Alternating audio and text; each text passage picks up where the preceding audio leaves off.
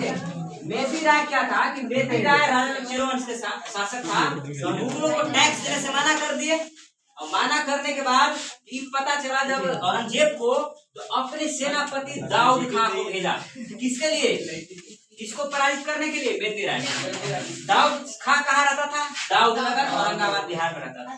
किसका सेनापति था ये? औरंगजेब का।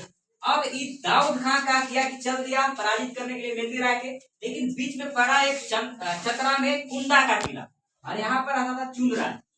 अब ये भी टैक्स नहीं देता था, तो पहले दाऊद खां किसको निपटाया? चुन राय को पराजित कर दिया। पराजित करने के साथ साथ इसको इस्लाम धर्म जबरदस्ती कबूल करवाया, और इस्लाम धर्म कबूल कर लिया। और जैसे ही इस्लाम धर्म कबूल किया, की खबर लग गया किसको? मेदी राय उकसा दिया किसको? सुखना राय। अब सुखना राय गुस्सा में एकदम लाल हो गया। आया है सुखना राय, और आकर के चुन राय की हत्या कर दी।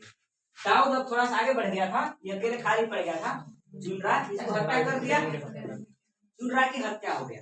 अब जैसे ही दाऊद यहाँ पर पलामू किला के नजदीक पहुंचा है, तो मेदी राय यहाँ से समझौता पत्र भेजते हैं। किसके पास? दाऊद।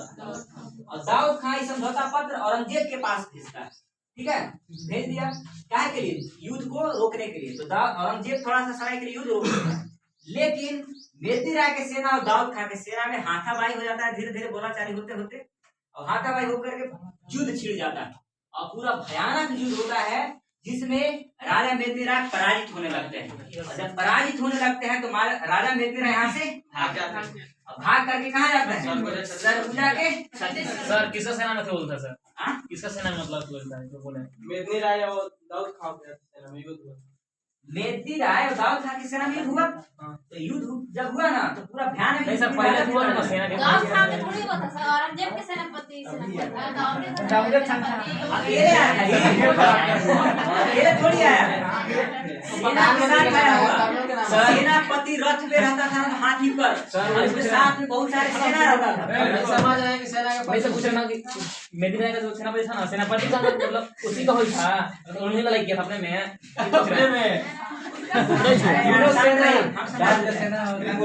मेदी राय का सेना आगे खड़ा था, और दाऊद खां की सेना आगे खड़ा था। दोनों में बोलाचाली हुआ, और बोलते होते फिर धीरे धीरे मारधाड़ हो गया। सेना में जब मार होगा तो ध्यान राजा चुप रहेगा। राजा मतलब फिर युद्ध छिड़ गया। जब घमासान युद्ध हुआ, तो यहाँ पर इसका सेना कम थे, मेदी राय हार गए। आगे कहाँ चल गए?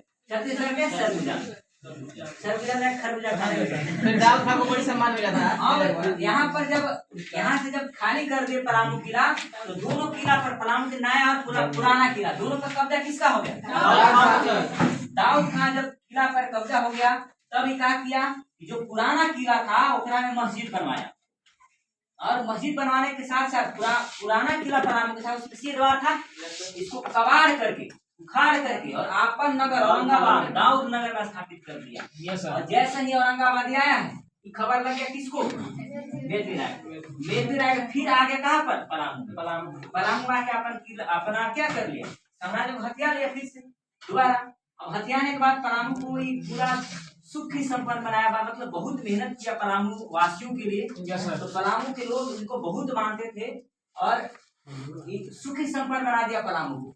तो इसीलिए यहाँ पर कहा जाता है कि कोई ऐसा घर नहीं होगा जिसके घर में मछली और मक्खन नहीं होगा।